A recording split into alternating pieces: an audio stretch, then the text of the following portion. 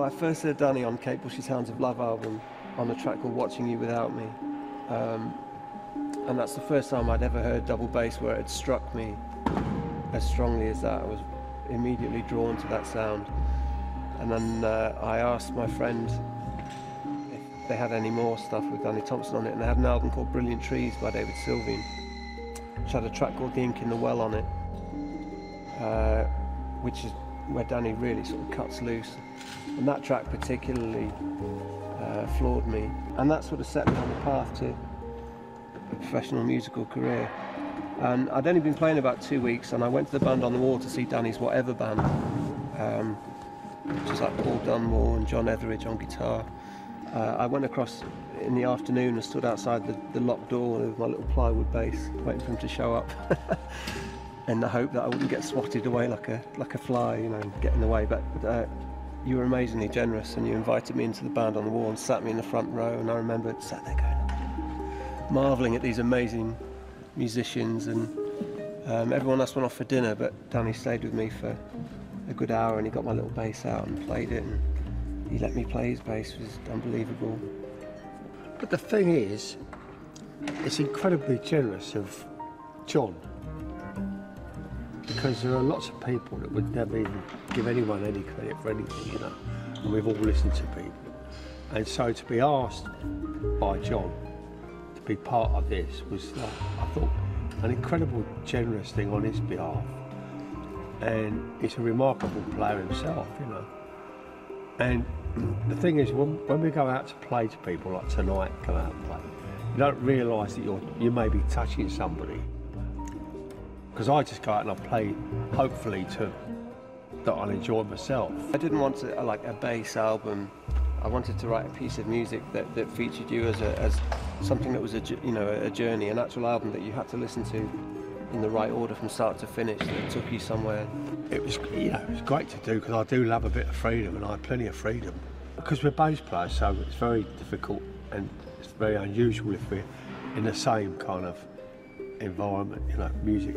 He's off doing his and I'm doing mine. Yeah. Guitar players, you get to hang out together. You know, that's true. Yeah, bass players never meet, do they? No, like ships in the night. No, only at funerals.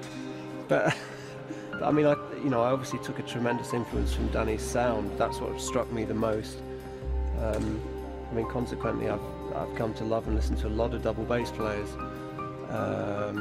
You know, and bass playing's almost become guitaristic in the modern era. People are so chopsy and they play so fast, but I still haven't come across anybody that's struck me with such a deep sound, and that's what inspired me to want to play the bass, just to have a really rich, resonant tone and good time. That was one of the first lessons I got from Phil Seaman.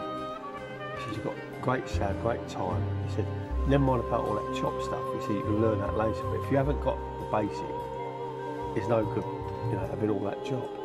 And it's something I've always thought, yeah, that's it, because the bass is the fundament. Yeah.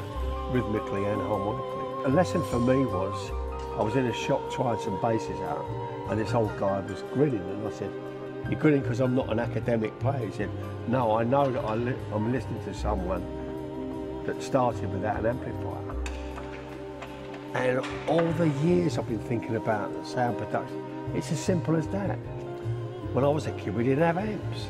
We just had eye actions and we got stuck in because we wanted to be swinging and we wanted to be heard. And it's as simple as that. So to hear someone of the younger generation, younger-ish, it's great, because it's. I'm not saying that that's the be-all and end-all. There are great players with chops who've got great sound, but they are like one of one. Yeah. So he wrote this piece with that in mind, you know. It wasn't just bass-centred. It's an integral part of it, but it's not like a tribute featuring, you know, and that's what I like about it. It's very generous. He's been very generous with everything. And I don't think enough as credit has been paid to other musicians on it, actually. Well, there are some amazing players on it. There's Stuart McCallum, the guitarist. He arranged all the strings with me as well. He's a phenomenal young talent. John Smith, brilliant folk musician, emerging folk musician. on guitar, Gilad Atzmon, who's really coming into his own now, saxophonist. He actually just played clarinet on the album. Everyone thinks it's soprano sax, but it's clarinet. Unbelievable musician. And a singer. My wife. What's her? Jojo. Jojo Thorne, who I've multi-tracked as a choir across the whole record, and she arranged all the vocal parts for me as well. She sounds angelic, celestial.